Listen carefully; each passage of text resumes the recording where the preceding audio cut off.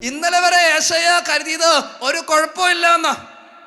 നല്ല മനുഷ്യനാട്ടോ ഏശയ്യ, നല്ല മനുഷ്യനാ, വലിയ കുഴപ്പമൊന്നും ഇല്ലാണ്ട് ജീവിച്ചു പോവുക, ഡീസൻ്റാന്നൊക്കെ കരുതി പോയിക്കൊണ്ടിരിക്കുമ്പോഴോ ഒരു സ്വർഗീയ ദർശനം ഉണ്ടാകണേ.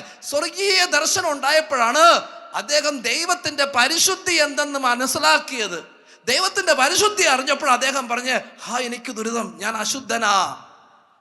അൺലെസ് ആൻഡ് അൺടിൽ നമ്മൾ ദൈവത്തിന്റെ പരിശുദ്ധി അറിയാത്തിടത്തോളം കാലം നമ്മുടെ കുറവുകളെ കുറിച്ച് നമ്മൾ ചിന്തിക്കില്ല. ഹല്ലേലൂയ. അതുകൊണ്ട് ഈ മണിക്കൂറിൽ നമ്മുടെ ധ്യാന വിഷയമാണ് പ്രിയമുള്ളവരെ, നമുക്ക് കുറവുകളുണ്ടോ, നമുക്ക് നഷ്ടങ്ങളുണ്ടോ, നമുക്ക് വീണ്ടെടുക്കേണ്ടതുണ്ടോ എന്ന് തിരിച്ചറിയാൻ. നമ്മളെല്ലാം പറഞ്ഞ് സ്ഥാപിക്കാൻ പോണത് നമുക്ക് വലിയ കുറവൊന്നും നമ്മൾ കരുതിക്കൊണ്ടിരിക്കുന്ന ആകെ നമുക്കുള്ള കുറവ് എന്ന് പറഞ്ഞാൽ കുറെ ഭൗതികമായ കുറവ്, സാമ്പത്തികത്തിന്റെ കുറെ കുറവ് നന്നായിട്ടുണ്ട് അല്ലേ.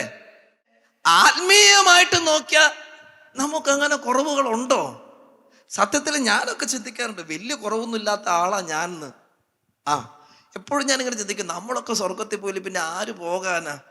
ഇങ്ങനെ ചിന്തിക്കുമ്പോൾ ദൈവത്തിന്റെ വചനം പറയുന്നതുണ്ടല്ലോ, ജർമ്മിയ പ്രവചനം അധ്യായം 2:35, പാപം ചെയ്തിട്ടില്ല എന്ന് പറഞ്ഞു എന്ന ഒറ്റ കാരണം കൊണ്ട് ഞാൻ നിന്നെ കുറ്റം വിധിക്കൂ എന്നുള്ളത്. ഹല്ലേലൂയാ, ഹല്ലേലൂയാ.